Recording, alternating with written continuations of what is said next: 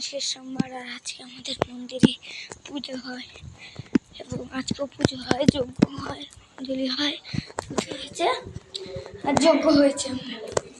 মন্দিরে পুজো হয়, যজ্ঞ পুজো হয়, যজ্ঞ হয়। আজকে শ্রাবণের শেষ সোমবার।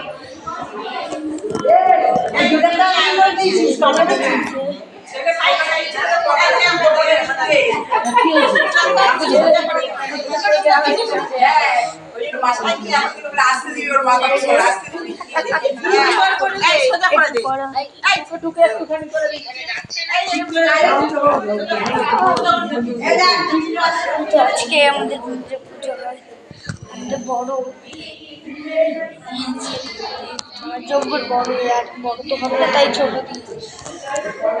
আজকে সামনে শেষ সময়, তাই পুজো হয়। একটু পরেই অঞ্জলি হবে, তখন সবাইকে